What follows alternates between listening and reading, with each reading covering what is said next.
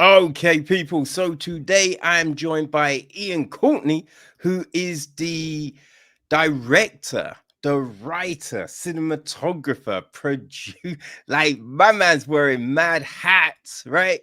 He's got his new film just about to drop. Movie Theater Massacre. Ian, thanks for joining us, man. Hey, Kevin, thanks for having me. Hey, no worries at all. No worries at all, man. Like, this is your feature directorial debut, right? Yeah. Numero uno, here we come. How are you feeling, man? Uh, Pretty good. I mean, like about the movie or just like in general or I mean, both, really. You know what I mean? You're coming to the end of that like Oh yeah. slog. You know what I mean? Yeah, I mean, it kind of feels like it's, it was never going to happen, to be honest, just because you're in the trenches I mean, I started literally almost 4 years ago working on this movie to almost to the day. Hmm.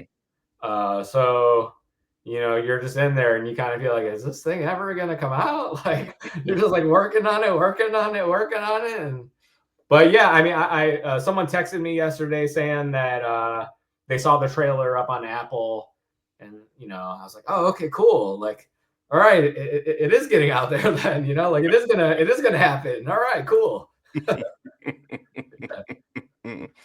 Oh man, like I think that's one of the things that people don't always think about, right? How long these things actually take to make, right? They see a film and they just assume, oh, so they filmed that a few weeks back, right? You know, they no one really thinks about that journey. No, totally. I feel you. Yeah, I mean, they're definitely much more fun to watch than they are to make. I mean, don't get me wrong. There's definitely some fun parts of making them too, But yeah, I mean, I've been kind of working in various aspects of the movie industry for a number of years, so it's definitely cool to be able to see behind the scenes and stuff like that, and it definitely makes you appreciate all the work and effort that all the filmmakers and all the team that everybody's going through to get it to all of us, so it definitely makes you appreciate that more. Yeah, that's I didn't notice that, man. You've had additional crew on a load of different flicks, right? So how did all of that come about? Yeah. Well, okay. I mean, I've been a devout cinephile for quite some time. I love the movies, man. The movies are the best. You know. But yeah. So, I mean, I've always just because I love movies so much, I just want to get closer to them. I want them to be, inside me. I want to be inside them. So literally I just decided to do that. You start working and you just kind of find a way. I mean, that kind of particular with me working on productions. The funny thing is, in Michigan around 2007, which is where I'm from, we got the highest tax incentive in the U.S., like the film tax incentive. So Right. a lot of productions were coming to shoot here, like Clint Eastwood, George Clooney, Ryan Gosling, literally everybody, you know what I mean? So, they were able to get a good break, a good tax break on shooting movies. So everything was coming here. So I was able to, penetrate, that system a little bit and able to get onto some like film sets without any like experience. Though I did intern on a movie. Okay, so that was kind of actually how I broke in. I interned on this like Christian meth basketball movie called Frontier Boys. It was shot in like way. Michigan is kind of like a mitten, like a hand. Okay, so it was like way up north. During the dead of winter, mostly overnight shoots. It was, you're just standing in like 6 inches of snow for like 14 hours a day and not getting paid. You're working for free.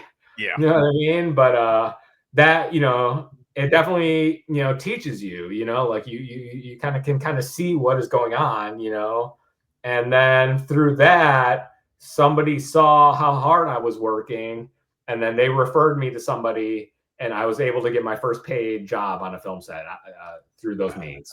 Yeah. Nice. Okay. So when you first started all of that, was there the thought of directing your own film back then? Oh, most definitely. I mean, ever since I started, being like a diehard cinephile, the thought of that's been the end goal. Like the director. Like Yeah. how are these people doing that? You know what I mean? So, Mm. yeah, that's always been there. That has definitely been the main goal. So yeah. Right. So, I think films are always an interesting thing. There's everyone has a different gateway into it. So what can you remember the first things that kind of caught your interest? Yeah, for sure. I mean, I would even say earlier on, well, okay. I mean, I think Star Wars has kind of had like an odd impact in my life, I mean, that's obviously like a huge movie. So like Yeah. it got out there, like everybody was able to see it. It was a legit phenomenon. But I mean, I remember being like a little kid going to the theater with my mom, and we were watching Return of the Jedi. And when Han Solo and the Carbonite came out, I was like, whoa, this is really scary. I was so scared. Jabba the Hutt, I was cool with. Yeah. But Han Solo and the Carbonite, I was like, oh my gosh, that was giving me the heebie-jeebies. But then years later, when I was in like middle school going into 6th grade, I think in the UK y'all call that stuff differently, but yeah. But yeah, so I got really into Star Wars at that point, and I literally watched episode 4, 5, and 6 on VHS every day for 3 months.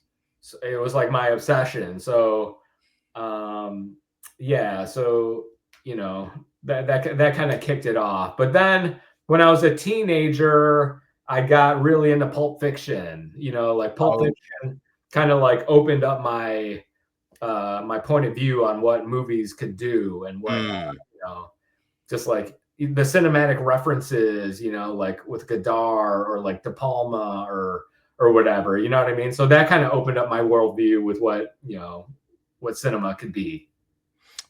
Right. Yeah. No, I definitely like Star Wars was that interesting one, right? Because I enjoyed I really did enjoy those first 4 films. Yeah. But Empire was the one. Oh yeah, dude. Because crushing it. Yeah, I think I didn't man, like growing up, I hated the Goonies. I hated E.T. Whoa. Whoa.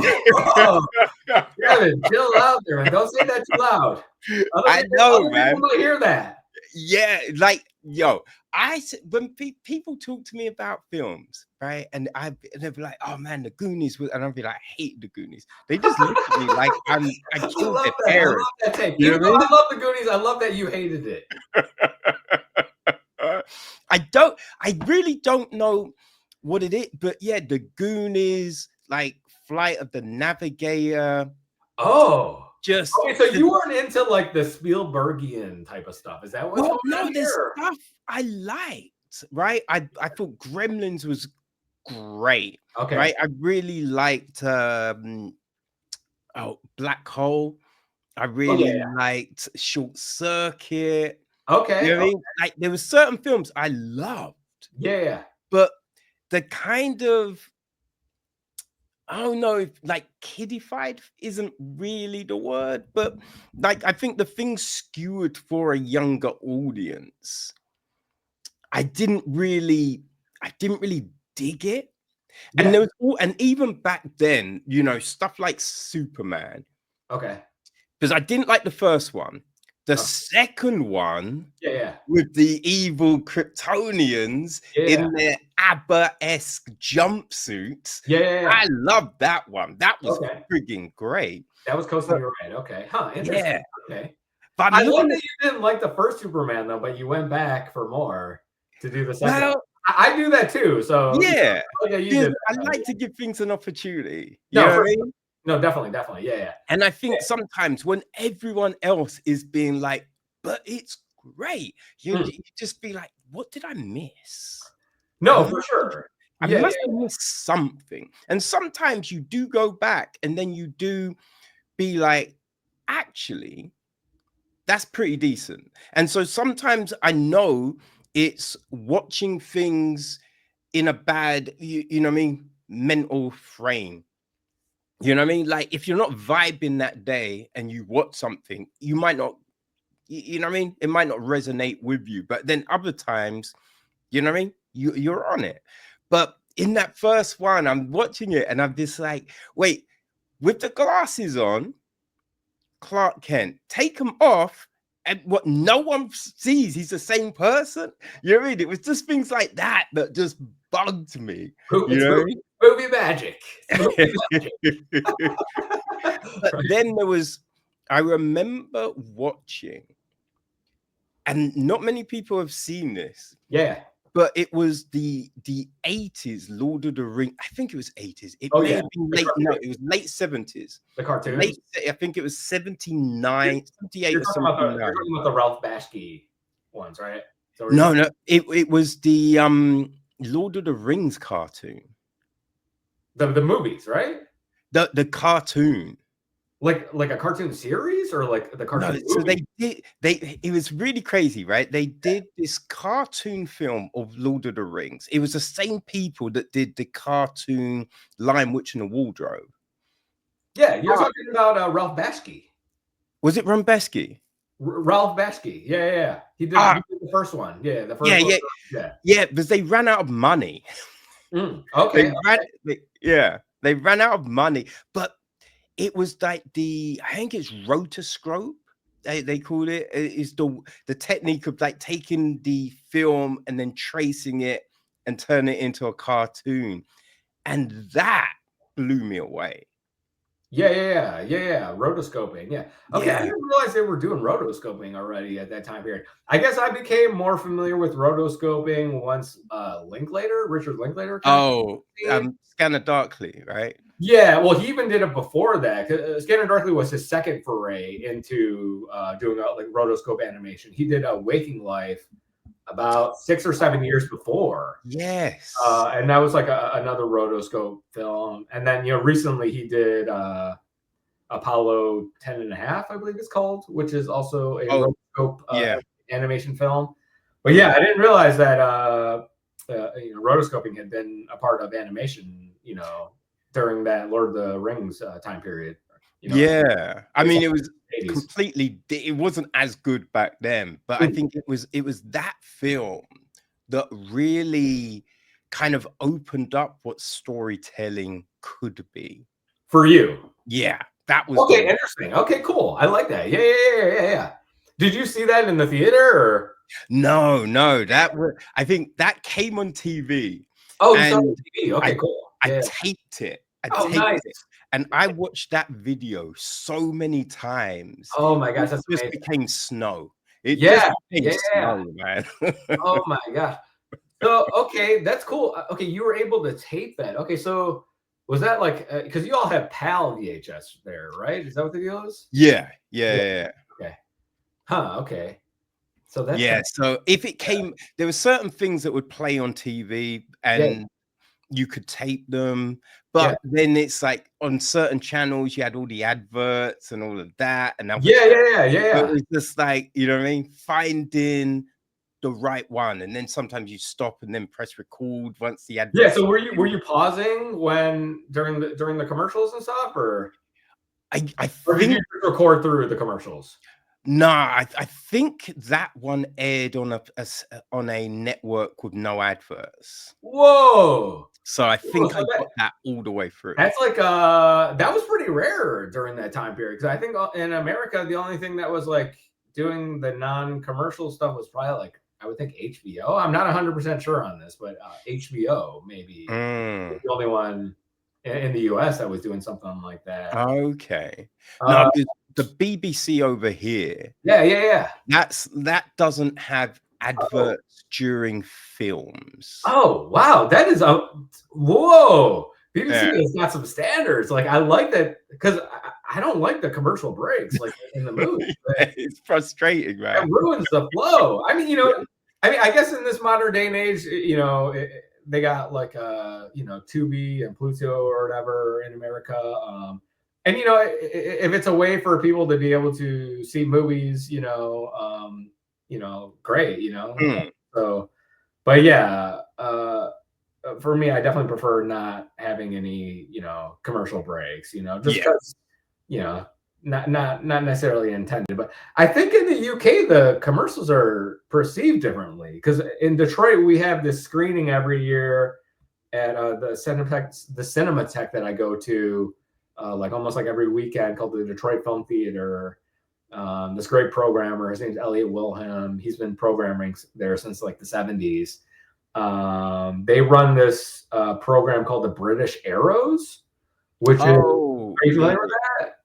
Yeah, it's just the UK commercials, and I guess in the UK the commercials are they're just different. Like like they just put more like I guess they're not they're not just trying to sell the product. They're trying to make like a unique thing with the commercial, and that's not to say that they aren't doing that in America, but I think in the US, because I've worked on commercials as well too, that a little bit of a I don't know, like there's a little bit more of a more gatekeepers as far as like what can be done. Yes. In the US commercials. So I guess, like the BBC holds no commercials in the movies, the UK also has the high standards of commercials as well too. So, Sometimes. Well, sometimes, yeah. From the man Kevin himself. Sometimes, Okay. Yeah, no, I feel you. I'll take your word for it. Oh man, but yeah, no, I think storytelling is always an interesting thing. But what kind of drew you to horror? Okay, yeah. Okay. With Movie Theater Massacre, just in general, what drew me to horror was when the idea kind of came to me. I was watching a bunch of regional slasher movies from the 80s, like The Prey, Don't Go in the House, Hide and Go Shriek, things of that ilk, so I just was kind of like really obsessed with them. I just liked how the odd vibe of them, like, I mean, at that time period, like with, because that was like when the slasher boom was going, like in the early 80s, when Halloween kind of kicked things off, right? So a lot of filmmakers were making those kinds of movies because they were able to get funding, right? Yes. And a lot of the times that those movies were first-time filmmakers, okay? So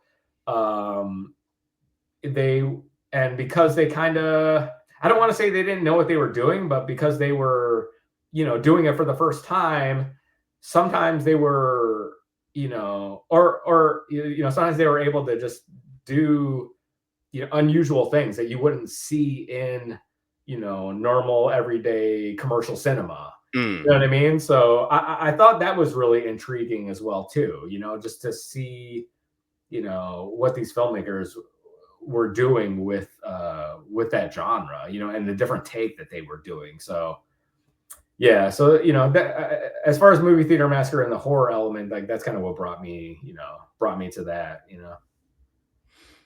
Right. Okay. Yeah, you see a lot. I feel you see a lot of horror with indie films, and I think it's for those reasons, right? Because you can experiment, right?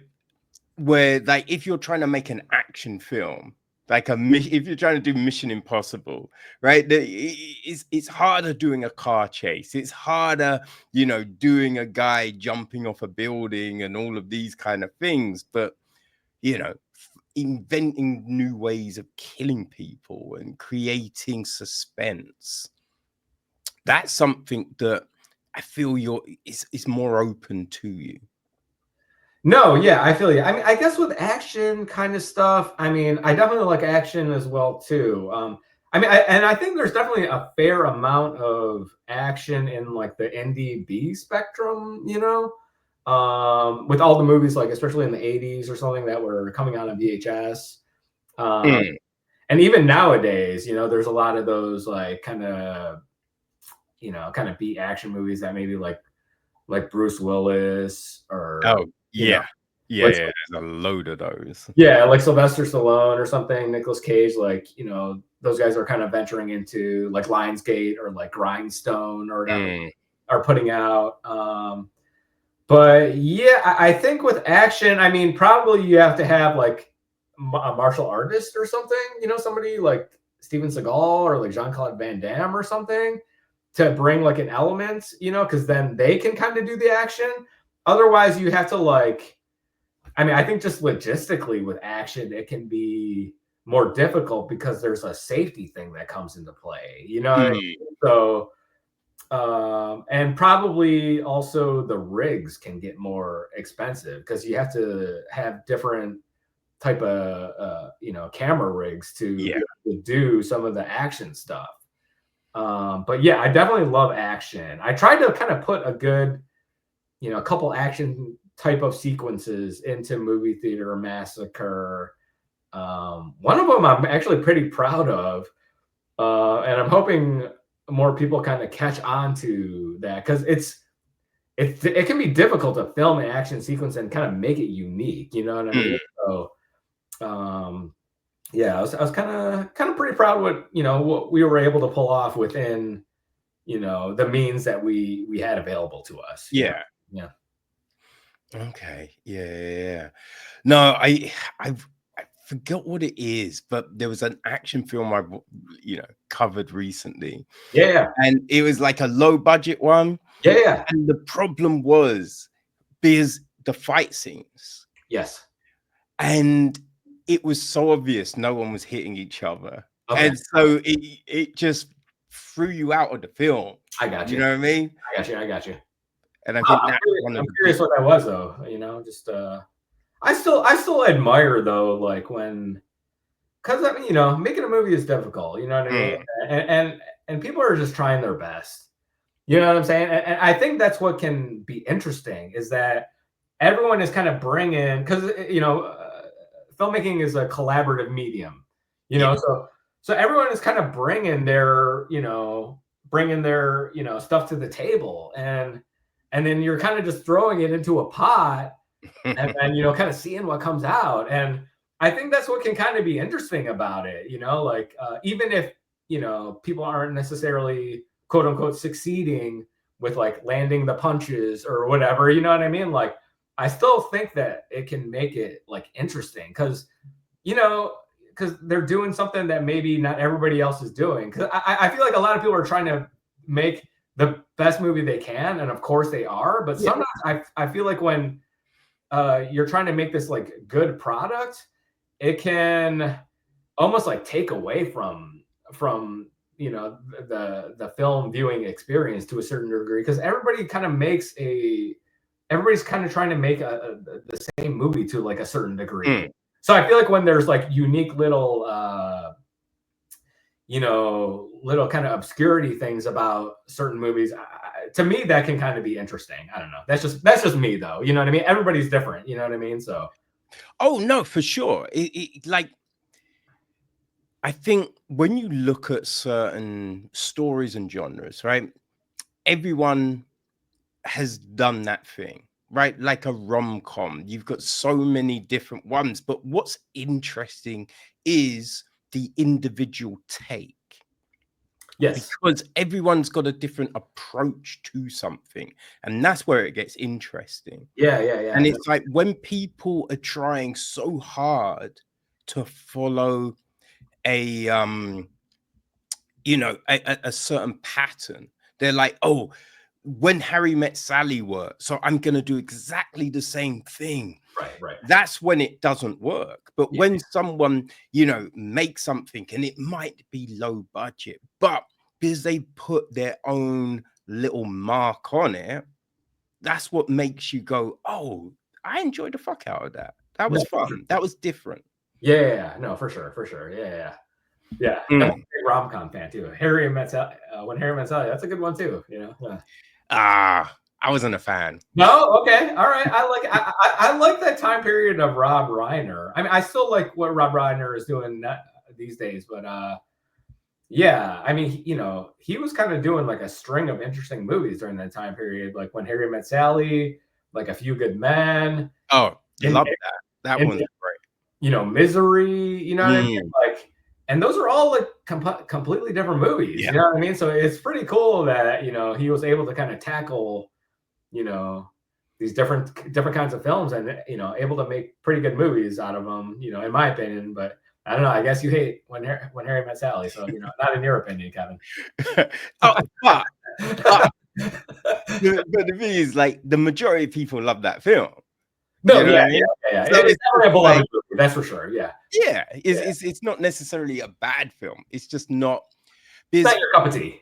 Yeah, I mean, the kind of romantic film that I enjoy, is in the vein of Linklaters Before trilogy. Oh, okay. Well, wait. What are we talking about here? Because I mean, those movies are a little bit more like have a realism element to it. Yeah, that's the thing. So I really love that. But then there's stuff like Richard Curtis's About Time. Yeah, I really, really do like what's the name of it? The new Andrew Garfield, Florence Pugh film. Oh yeah, We Live in Time.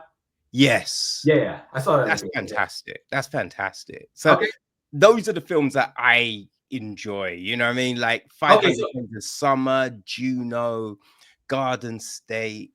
Those ones. Okay, interesting. Okay, yeah.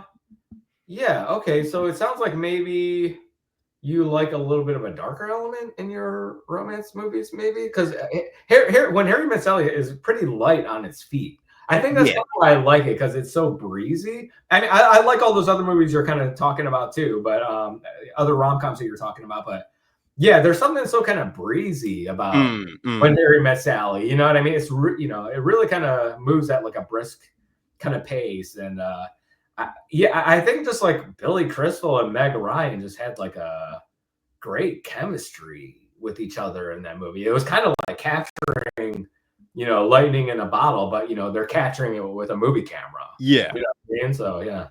No, the chemistry is definitely legit. I will definitely say that works. Yeah. That works. Yeah, I think it's like I sometimes get bored. Well, not bored, but frustrated with the Hollywoodification of romance. You know what I mean? Like, it's easy. And so in the films that, you know what I mean? The darker kind of films where it's just like, it's not necessarily going to work out, or there's legitimate issues that will come up, but we're going to put like Eternal Sunshine for the Spotless Mind. Yeah. I love the fact that at the end, they realize they've done this so many times, but even though it never seems to work, they're still going to roll the dice. They're still going to roll the dice and see if they can make it work. Like that. I love that kind of part of that story. Okay. Yeah. I mean, I guess you're talking a little bit more about like hope or whatever, kind of. Yeah. Yeah, I just saw kind of a pretty good, kind of, I guess, darker romance that has an element of hope to it called A Fire. Have you seen that one? No. It's a Christian Petzold movie. Are you familiar with him at all? No. He's a German filmmaker. He did Transit. One of his more well-known movies was called Phoenix. He did this other movie kind of recently called Undying, which also stars Paula Beer. She's also in A Fire as well too, and I guess apparently it's like a loose trilogy. Undying, A Fire. But anyways, A Fire came out last year. Yeah, I tried to catch it in the theater. I wasn't able to. It only played for like I think a couple days or something around. But you know, I definitely was trying to see it just because I'm a big fan of Christian Petzold. But yeah, I literally just watched it like 2 days ago or something. Okay. So, yeah, definitely check that out if you're kind of. Yeah, it sounds like you might kind of dig it, you know, hearing what your kind of tastes are, you know. So, but is it English language? It's German. Oh yeah, you have trouble with subtitles. Okay. Yeah. The funny thing is, I actually double featured it, and I watched. I think it's called One Song or Song One right before it with Anne Hathaway and what's his name from Beast? Oh shoot, Johnny Flynn. Okay. and that is in English, so yeah, you should be able to check that out. Check that one out with easily. That one's also, like I don't want to say a dark. There's a darker kind of element to it, but yeah, it also has like a hopeful element to it. But you know, there's a little bit of a light breezy kind of side to it, but it has like a realism thing, kind of like we live in time. So. Okay. I think you might do that one. Now, have you seen that one? No. Yeah, I just saw it for the first time. You know, like I said, double feature just a couple days ago. So, yeah, I think that one though came out. I want to say around 2008 or something. I think it was around the time when Hathaway was doing like Rachel Getting Married. You know, right? Yeah. With Jonathan Demme and stuff like that. I think it was around that time period. So. Yeah, I definitely would recommend that one as well too. And then there's no subtitles in that, so you'd be good. Okay. Yeah, you'd be good to go. Yeah. Yeah. So it's such there's so many films that I had to miss out on because of the subtitles. Which so heartbreaking. So heartbreaking. Yeah. Yeah. Like I think there was that French film from a couple of years ago, like Etienne, I think, or something, which was meant to be really good. But who's in that one? I can't remember, man. Like I remember I think it was playing. Yeah, I think it was 2023. I think because it was at the London Film Festival. Okay. And yeah, I think I went to go see it. Yeah. And then the subtitles started, and I was just like, fuck. And so I had to leave the screen. Can you see? Because I know sometimes with some of the theaters have like the little. I don't know in the UK, but I know in the US sometimes they have the little. Like a subtitle thing that you can like have in your seat or whatever, so you can see them like right in front of you. It's like a little mini screen thing. Do you have that? Are you able to see something like that? Do you have that in the UK, or what's the deal with that? I've not seen anything like that. Okay. That I still wouldn't be able to. No. You know what I mean? Like it would literally have to be right in front of my face. Yeah, I think that's what I think that's what it's designed for. You know, I mean, I don't. You know, obviously, if it was right in front of your face, obviously that would, you know, block the image. So that could be a problem. You know, but yeah, it's like it's a thing that you can put in your cup holder. So it's literally like right there. You know, so I don't know if maybe you can look into that somehow, but. I think that has to be dependent on the theater. I don't know if every theater has that. You know, I am noticing that some theaters are trying to be more conscious of stuff like that because, like, you know, I've been noticing that closed caption screenings have been. I know that you can't see that kind of stuff, but you know, just as far as people that might need that, they've been popping up. Closed caption screenings have been popping up more in some of the theaters by me. So. You know, it's cool to, you know, because I mean, I want everybody to be able to have that experience. You know what I mean? So nobody should be denied that. You know what I'm saying? So. Yeah, just open it up, man. That, yeah, you know what I mean? That's what I feel. For sure. Yeah. Like, I think, you know, it's very clear that you love films. You know what I mean? No, and I hate them. Movies. And I think watching Movie Theater Massacre, you could see that in that as well.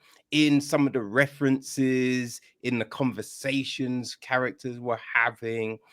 Like, when writing that script, how, you know what I mean, how difficult was it to imbue the characters with like your love of things, but keeping it feeling kind of realistic and natural? Okay. Yeah. I mean, well, the writing process, I think everybody kind of tackles it differently. I kind of like to just hack away at it, just kind of sit in front of the screen every day, for at least a little bit amount of time, and uh, just kind of hack away at it. You know what I mean? But yeah, I mean, I'm just thinking about my life and thinking about, the things I've been through. And, I also actually worked at a movie theater from about 2002 to 2007. So, some of that stuff is based on my experiences there. And then also about some of the real life people as well, that work there. And then, yeah, it's just, and then I also was like just incorporating what I was seeing, as far as like what was going on in the film world, just as far as like the industry. And I mean, I go to the theater all the time, so I'm seeing like, I mean, some of these screenings there. I mean, even before the pandemic, there's nobody there. You know what I mean? I mean, just depending on the kind of movie. If it's some like, kind of smaller movie that people might not have heard of, you can almost guarantee it that there's not going to be anybody there.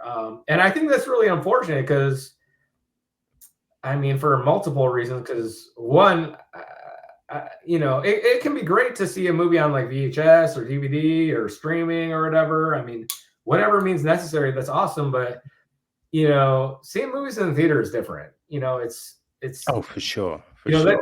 That's how they're supposed to be seen, to be honest. Like in a dark room, if you're lucky with an audience, or like I said, with some of the indie movies, like sometimes there's not people there, but I mean the sound is different. The image is, because it's so big, it plays differently with you. And the movie is kind of alive in the theater, because like if you get up and go to the bathroom or something, you're gonna miss something. Yes. You know what I'm saying? So like, you're there to watch the movie. You're not there to like check your phone or whatever. You know what I mean? So, but yeah. So I mean, I was just kind of seeing what was going on, like in the state of the movie world, and like especially when COVID hit, and I was just seeing all these theaters like, being shuttered and stuff like that, going out of business, and it's just like, I mean, this is something that means a lot to me. You know what I mean? Like, I don't want it to get harmed. You know what I mean? So, yeah. So, just all those kind of elements were kind of coming into play when, I was writing the script.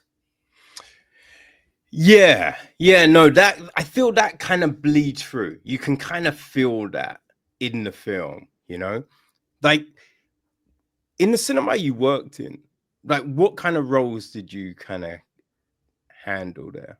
Yeah, I mean, I was an usher for the time period I was there. I never wanted to kind of like jump into like a management type of position, just because I worked like multiple jobs there. The pay wage at the theater wasn't that great. You know what I mean?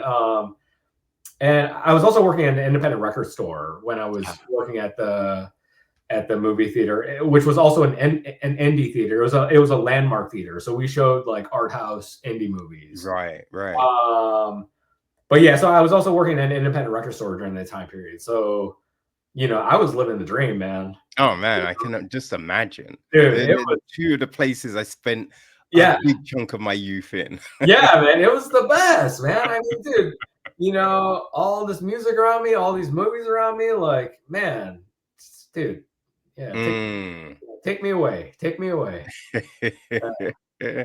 Yeah, because I think like the cinema situation is it's an odd one for me. Okay. Right? What kind of way? What do you mean? Oh, it's like, because I worked in a cinema while I was at Oh, cool. university. Yeah. And what was that place like that you worked at? it was odd, right? Because we started off as a Hoyts, and then we got bought out by National Amusements. Oh, okay, this is like a chain. Is the Yeah. Hoyts is a chain or something? Okay. Hoyt I think it's an Australian chain. Oh, interesting. Okay. Yeah. So I Okay. think they had a few spots in the UK, but Yeah. then they shut all of those down, and I Okay. think it's only Australia, maybe New Zealand now. Gotcha. Yeah, so then they So became, they're still around. Hoyts is still around. I believe so, but Okay. only Australia, as far as I'm aware. Gotcha. I have some relatives in Australia, so I'll have to ask them about that. Yeah, because it was fun, you know, it was fun. And then they got taken over by Showcase. But it was like, when I was there, because I was an usher and a projectionist. Oh, cool. And a floor supervisor. Nice. But I would be the person to put up all the posters. Yes. And so the quads that you were putting up? Yeah. So what not to cut you off, but what's up with the quads? Like, why is it the quad in the UK? It's such like a, you know, I mean, in America, we're going up, you know, up and down. Yeah. Opposite in the UK. Do you know why the quads? I have no clue. Because we had the quads, and then we'd have a few like portraits. Okay. But yeah, there was a lot of quads, but I don't understand why. Because it is an odd one. Yeah. It's an odd one. I don't. Yeah, it doesn't really make any sense. Yeah. But so when I'm putting up the posters, it's all about placement. Okay. Right. So the smaller films, I'd place those in certain places around the screen, so people to get the visibility. Yes. Right. It was always a thought of, okay, like everyone knows Harry Potter. Yeah. Everyone knows Lord of the Rings. You know, everyone knows Toy Story. Like, these are the bigger films. What about these smaller ones? How can I get people interested in these films? Yeah. So it was like thinking about that. And then also, because I was a projectionist, and so we had when it was Hoyt, we had flexibility on putting together the trailer packs. Oh, interesting. Okay. So you had to, the only thing was, you know what I mean?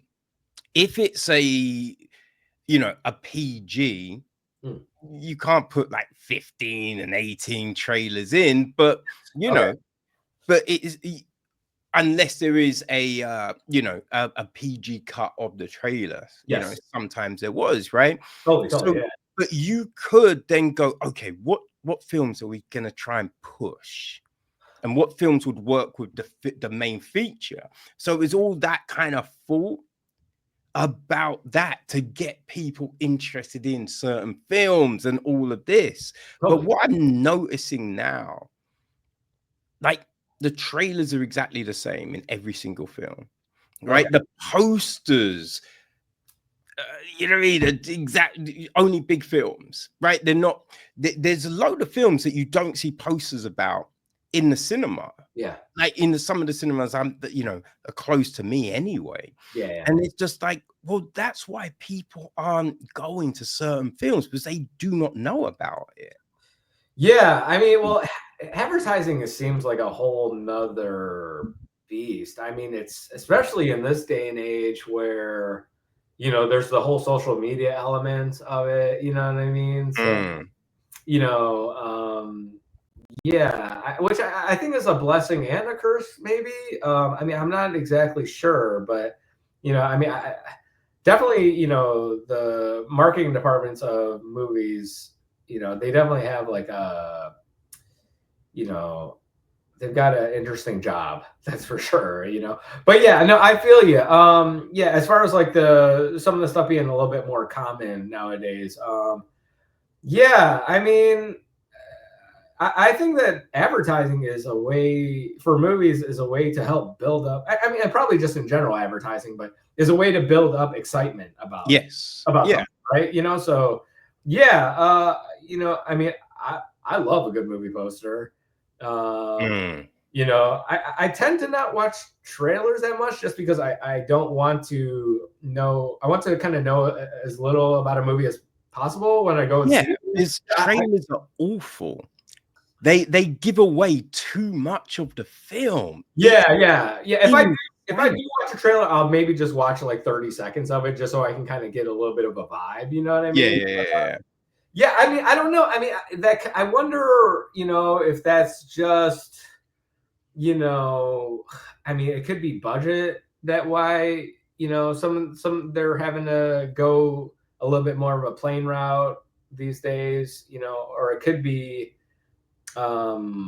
just what is they're trying to grab people to a certain degree, like, and they're not utilizing like what maybe some of the trailers like in the 80s or the 50s or whatever, how the, you know, what they were doing to you know, get people's attention. But you know, it's just a different time period, you know what I mean? Like, you know, they're just having to kind of maneuver and do, you know, what they probably think is, you know, working best. I mean, at this point, I mean, we're living in kind of an odd time in movie history because, you know, for probably like 100 years or so, movies were kind of dominant. They were kind of like a dominant art form, right? You know, and now there's, you know, so much out there that is trying to get, you know, everybody's like attention. I mean, you know, so yeah, I mean, you know, yeah, these, you know, these advertising places are probably just having to maneuver and just do what, you know, they can to get, you know, try to get people to watch the films or whatever, you know what I'm saying? So Yeah, it's I think, right, people don't want to experiment. They're scared of experimenting, right? Because they think, what if it doesn't work? What if we don't make enough money? Right?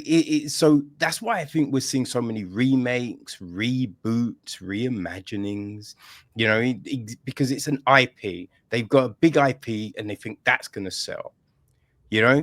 Because I remember back in the day when the PlayStation first came out, and I remember seeing these billboards, and you would just have like the circle, the triangle, like the X, nothing else. And you'd be like, yo, what is this? And so you'd see those images, and then like you'd see the name. Then as the time went on, it'd be like Sony, and then you'd be like some other, and they'd add a bit more and a bit more, and it was building, and then suddenly PlayStation, and you're like, oh fuck, what's the PlayStation? Oh, this sounds great. You know what I mean? And it's like it was something different. It was building that thing up. Where now you look at a lot of these campaigns and it's just the same, they're doing the same thing. It's the same thing, different film. And they don't want to try different initiatives, different thinkings because they're so scared, right? And it's bananas, you know, like I remember when the first Hulk film, the Ang Lee one. yeah. And everyone talks about that film like it was a flop financially. That film, I remember looking into it, and I believe that made double the budget. Probably eventually. Yeah, but it didn't make the Spider-Man X-Men money. And that's why it was looked at as a flop, because it didn't make that money. But it wasn't actually a flop. You know what I mean? And so you then get people going, oh, we need to make this amount of money. If we don't make that money, this film's terrible, right? So we have to change it up. We have to do the same thing as that thing. And it's this weird kind of mindset. I feel a lot of the studios have when it comes to telling these stories? Well, okay. I mean, I think the reason for that is because a lot of these studios are now run by corporations. Okay. And they're not movie people. No. You know what I mean? Like it's they're like parent companies or whatever that are running these places now. So I mean, you know, movies have always been a business, like a show business. You know what I mean? But you know, and then, you know, another reason I think that is because, you know, kind of what I was kind of tying into a little bit earlier is that it's kind of a fragile time for movies, you know, and people are just probably trying to keep their jobs and keep the ecosystem running, you know. And I mean, I think the audience kind of dictates that as well, too. You know, I mean, there's a reason they keep making Marvel movies, and I have no problem with Marvel movies. I love the Marvel movies. You know, I have a blast with the Marvel movies. But people are going to see them. You know what I mean? But I also think that's because the Marvel movies are kind of newer. You know what I'm saying? Like it's kind of something that is like the genre of our time, kind of like how, you know, Westerns were popular or film noir were popular in the 50s or the 40s or the 60s or whatever. You know what I mean? Like this is like our time period for something new with the comic book movies. You know what I'm saying? So, but yeah, I mean, you know, people are dictating it to a certain degree as well too. You know, what the studios and the audience, you know, one hand is kind of washing the other. You know what I mean? So yeah, I mean, if nobody was going to see the Marvel movies, they wouldn't keep making them. I guarantee. If everybody was going to see the rom-coms, they would be making those. You know what I'm saying? So, like I said, it's one hand is kind of washing the other. So, you know, it is kind of. I mean, in a way, for sure. Yeah. You know, in a way, for sure. But I think when you go to the cinema and you look to see what's on, like there's some films and there's only one screening of it, right? Or you know, the other film has got multiple screens, but this one film it's only playing like midday and then again, 8 p.m. So you don't have as much choice in how you can watch certain things. And then it's like there's films that don't get talked about, right? But the Marvel films, there'll be these big campaigns and they're pushing, and the new Captain America film's coming and blah blah blah. And so you see it. So you're like, yo, let's check that out. But then, there wasn't really a lot about the Garfield Pugh film, like advertising wise. So it's just like that one, you might miss it because you haven't seen anything about it. Yeah, so I think you've got those issues. Yeah, I mean, that's I think a little bit of a budget. I think there's a couple of reasons for that. One, there's a little bit of a budget thing. Okay, as far as like how much advertising they can, they have available to them to market something. Okay, so there's that element, and then I think there's also some type of like stronghold type of agreement where, if the theater is going to book, a certain type of film, they have to have this many amount of screenings, right?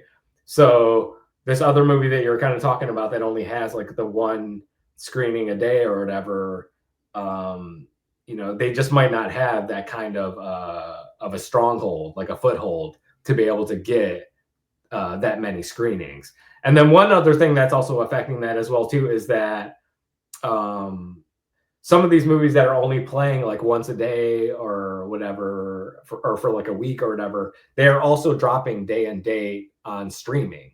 Yeah. So that kind of affects it as well too, because the theater is not going to play it a bunch of times if somebody can just go rent it on VOD for, at the same time, for $6 or whatever, you know what I mean? So, all those factors are kind of coming into play as far as like a movie's like theatrical, like availability, you know what I mean? So, Yeah, there is, because I remember, being at the cinema and like you'd get 4 prints of certain films, but because you've got 4 prints of a film, that costs a lot of money, right? So you're not actually making money off of, the screening of that film, but it's the concessions, right? So the more you play it, the more people are coming in, then they're buying your popcorn, the drinks, the sweets, and so that's where you're making money. So it's like,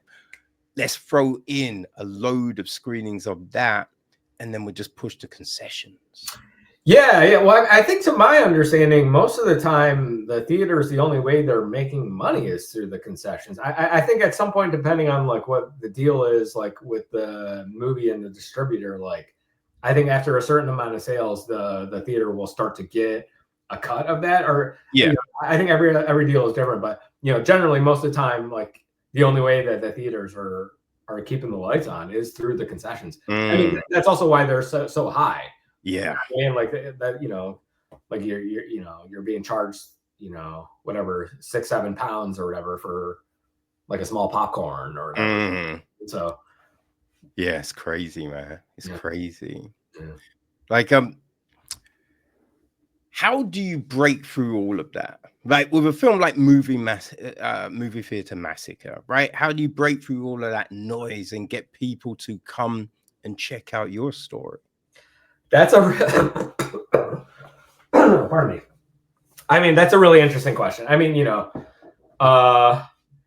yeah, the marketplace is so bizarre. I mean, you just try to find any way to penetrate it. I think with a situation with like Movie Theater Massacre, I mean, word of mouth definitely comes into play. With any kind of indie movie. I mean, I also tried to have a good poster. I had the legendary UK horror artist Graham Humphreys. I don't know if you're familiar with him at all. He did the poster for Movie Theater Massacre. He did the original Nightmare on Elm Street and Evil Dead UK posters. So he's been in the poster game for a minute. These days, I know he does a lot of stuff for like Arrow Video and 88 Films and stuff like that. But yeah, he still does the foray into poster artwork. But yeah, he was like my number one person I was trying to get to do the poster. And luckily, he was available to do it and was down to do it. And I think he crushed it. It is a great poster. Yeah. The poster works very well. Yeah. So that kind of stuff. You know what I mean? And obviously having like a cool distributor like Good Deed Entertainment, Cranked Up Films. I love their output.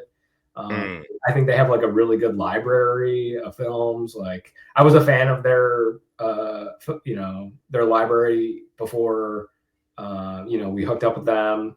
So yeah, any kind of element, just to try to build up, and then obviously talking to someone someone as such as yourself, a gentleman like yourself, Kevin, can, maybe, hope to help generate, some enthusiasm about the movie, so yeah. Well, I think it's when you hear people talk about their love of something, right? Their enthusiasm for storytelling, I think that creates connective tissue, right? So you might not have had any interest before, but you hear this conversation and you're like, man, I like how they see things, right? I want to check that out, right? Man, I'm gonna follow that person, right? I think we vibe on the same kind of films or the same books or the same music or the same, and so then you wanna, you know what I mean? You want to look under the bonnet, as it were. You know what I mean? You want to check out what they do. Right? So I think a good conversation definitely is helpful. No, most definitely. Yeah, for sure. Yeah. With the poster, did you give Graham any, insight into what you were looking for, or did you just be like, yo, these are the elements, man, just go run wild? I mean, with somebody like Graham, I mean, it's like he has not only so much experience, but he's got so much insight into the representation of a film throughout its poster. Mm. Yeah. So I just kind of I think I may have mentioned like a couple things like. But yeah, I mean, someone like him, he can just take it and just run with it, man. You know what I mean? And like, I mean, he would send me little things here and there, like, "Oh, what do you think about this?" or like, "How's this looking?" And I would just always be like, "Oh my gosh, I love this," like because it's like this dude is, just has got it going on. You know what I mean? So, yeah, I mean, legendary artists, you know what I mean? Mm. Bringing it to the table, you know what I mean? So yeah. Yeah, no, that's awesome, man. That's awesome.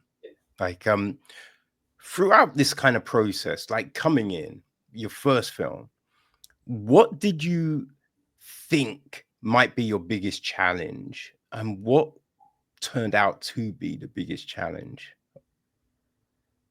Oh my gosh, wow.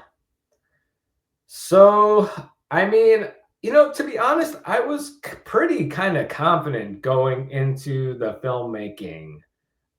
Just because it had been something I've been wanting to do for like a long time. Yeah. And I've had, I don't want to say like a lot of training, but I mean, I've had, you know, my, I've had my neck in the woods for a long time with it, just from Mm. not only being a film fan, but, I read a lot about movies. I'm constantly reading about them. I'm listening to commentaries. I'm watching the behind the scenes special features. And then I've also,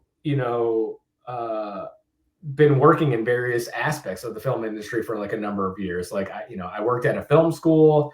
I was a film critic for like a number of years. I worked as a crew member on film sets. I worked at a film advertising agency. I did an internship there for like a year. So, all these stuffs are coalescing Yeah. into walking on a film set and, wanting to make it happen, So I felt pretty good going into the production, but I mean, you're constantly being bowled over with challenges. I mean, the entire process is a challenge, and you just are just trying to roll with it. You know what I mean? So you're just doing the best you can with, with what you got. Mm. Yeah, with what you got. Yeah, yeah. No, I can imagine. I can only imagine, you know what I mean? Like I've definitely thought about, doing it, but it's another thing to actually get this going, man. And so it's like, yeah, I think you always have to commend people on, you know, doing that thing that, just stepping off the parapet, man. Just like, making their story. No, for sure, man. Yeah, yeah. Well, hey, you should do it, Kevin. You know what I mean? Like, just any kind of way you can make it happen. You know what I mean? You should, you should just get in there, man. You know what I mean? Yeah, I think this If year. that's something that you want to do, you know what I'm saying? Yeah, no, I've got I've got an idea for something, and Oh, cool. I promised my director friend, I was like, yo, this year I'm writing the script. So Do it, man. Do it. that's definitely something that will happen. 2025. Here comes Kevin. You know what I mean? Yeah. Yeah, for sure, man, for sure. Like now, the film is just about to step into the world, right? You're just about to birth this baby. Yeah. Um, what's what's the next step for Ian? Yeah. Okay. So, I mean, I'm still kind of wrapping stuff up with the movie. and then I'm gonna try to kind of catch my breath a little bit, just because I've been running with it for 4 years now. So I'm definitely looking forward to kind of just catching my breath just a little bit. But I have a couple things that I'm trying to get into. There's a documentary that I've been thinking about for the past like 6 months to a year, that I really kind of want to sink my teeth into. Okay. That's probably going to be the next thing I'm going to try to tackle, and then I have other scripts that I'm working on as well too. So, hopefully we can, get a second film off the ground. Any particular genres you want to step into? That kind of thing, or Yeah, to be honest, I mean, I like all kinds of movies, so I would definitely love to make any other kinds of movies. I think it would just be fun, and I like it, like we had kind of talked about earlier, like with like Rob Reiner or something, somebody that's able to make, great movies out of any kind of genre. Like I love those kinds of filmmakers, what I mean? sure. So, and I feel like it would just be interesting and exciting to be able to kind of dive into other kind of genres. But I definitely wouldn't be opposed to making another horror film as well either, though. So, I mean, I love horror, you know what I mean, as well. So, yeah. And is there a particular type of horror, right? Because you've got like your slashers, you've got your like your teen horrors, you've got your like hostile type of things, more suspenseful horror. Like, is there a particular field that resonates with you more than others, or is it just across the board? Oh yeah, I mean, I guess that's kind of interesting. I mean, it probably would just depend on where I'm at in my life. Like, I mean, with Movie Theater Massacre, I was just, like we had kind of talked about a little bit about, I was just really into regional slashers at that time. And I mean, I definitely still am, so, but, yeah, yeah, I don't know, hopefully with this other horror film, I'm kind of vibing to see what it would be. I feel like a little bit more of a 70s like kind of mood kind of thing might come into play with this other horror idea I have, but I don't know. We'll see what happens. Interesting. Well, yeah, man, I'm looking forward to seeing what you do next, man. Like, what are you looking forward to film wise? Like that's coming out. Yeah. Oh, I mean, I'm always looking forward to it. You know what I mean? Like every week I'm checking, the theater times to see what is coming out, So whatever awesome movie is coming, I'm gonna be there to see it. What about you? Is there anything in particular that you're kind of Oh man, yeah. I'm looking forward to The Monkey. Oh The yeah, new new James Wan movie. Yeah. yeah, because Long Legs was great. Okay. I'm sorry. You're right. That's Oz Perkins. Yeah. No, yeah, I really like that director. February, aka Blackcoat's Daughter. I loved. I liked his Gretel and Hansel adaptation. And then The Pretty Thing That Lives in the House, I thought was incredible as well too. So yeah, definitely a really cool filmmaker. That's for sure. Yeah, always interested to see what he's up to. That's for sure. Yeah. So yeah, looking forward to that. I'm intrigued by the Fantastic Four. Oh yeah, I've actually liked all the Fantastic Four movies that have come out. On various degrees, but Yeah. I've had a good time with all of them. I think Okay. they're interesting. So yeah, it'll be cool to see what I can't remember there's somebody interesting that's directing that, but do you recall by chance? Oh, good. It's oh my days. Because yeah, I enjoyed their other stuff. Man, my mind is completely drawing a blank. That's a quick, because that's man, my memory sometimes is so bad. Let's have a quick look. Because it's a good director. It's a good director. It's a guy named Matt Shankman. Yes. Yeah. Yeah. Yeah. So yeah, that's definitely got me intrigued. Definitely got me intrigued. So yeah, looking forward to that. Captain America. Yeah, I'm intrigued to see how that is. I know Companion is out this week over here. So yeah, because I thought Barbarian was good. Yes. Barbarian was good. Like, and because like you, I don't watch trailers. So going in, I thought it was a sword and fantasy film. I was, it's called Barbarian. with the title. Yeah. Sure. Yeah. So yeah, I was like, what's this? Yeah.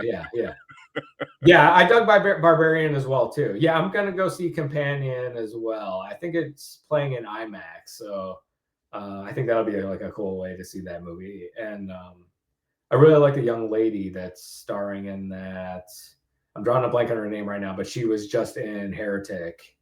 Oh gosh, yeah. What did you think of Heretic? Oh, I thought it was great. I mean, it really drew me in. Super interesting philosophical way to discuss religion. I mean, Hugh Grant was just, he's, I feel like his entire acting career has been like leading up to this movie. So to a certain degree, not only his acting career, but like his like life to a certain degree, but yeah, I loved it. I thought it was great. I saw that in Dolby, like a late night showing of it, and it felt really, really, really right. What about you? What do you think? Like I thought, like atmospherically, it was very good, and I thought the performances were great. My only thing that was kind of like, was just like they're not sending two girls out on their J's knocking on doors, right? So I was a little bit like, Oh, so you thought the premise was kind of odd, right? Is that what you're saying? Yeah, that was the only thing. Like all the other stuff, I thought was great. Like, the whole, my wife's making apple pie. All of that, I thought was great. But it was just like, why would the dude send two girls on their own? That was the one thing that kind of I thought didn't really make sense to me. Okay. I guess I could see what you're saying. I guess I didn't think about it in that sense, but I mean, I know what Hugh Grant was like. He had requested. I mean, he didn't request girls, but he had requested somebody a visit. Yeah. Or whatever. I mean, maybe those are the only two girls that were available at the time to go there. I mean, it could happen. You know what I mean? Yeah. Well, I think if they had set it like in the 80s or something, then definitely, right? But I think nowadays you're not sending two girls. Right? I feel what you're saying. Yeah. In like a modern context. Yeah, that could be a little bit suspect, for sure. Yeah. But yeah, other than that, I thought it was good. Sophie Thatcher. Yes. I think that's the girl. That's who I thought it was, but I couldn't recall if that was the other young lady that was in Heretic. Yeah. I like Sophie Thatcher. I mean, she played the makeup girl in Maxine. She had that little bit part in Maxine. I don't know if you remember the person that was making the mold in Maxine. I haven't watched Maxine yet. Okay. Because like there's horrors that I really enjoy. Yeah. But I only watch horrors during the day. I'm just okay. You're like Hitchcock. Where the horror takes place during the day, huh? But I got messed up by Nightmare on Elm Street as a little kid. I don't blame you. I came down to, I turned my TV on, and that was playing, and so I'm watching it, and it's a scene when like he comes down the alleyway, and then he gets the girl in, she's dreaming in the bedroom, and then she's on the top of the bedroom ceiling and the blood's coming down. I could not walk down an alleyway for years after that. Yeah. That's understandable. I don't blame you. It was that, and then I did the same motherfucking thing with American Werewolf in London, and so I was like, I can't watch horrors at night. All right, I don't blame you. You know, yeah, that's understandable. Yeah. Oh man, yo, Ian, this has been a lot of fun. This has been a lot of fun, man. I've enjoyed chopping it up with you about films. It's great. It's a pleasure, man. It's a pleasure. Yeah, I always love talking to a fellow film fan. You know. Yeah, man. No, I appreciate you giving me your time. Because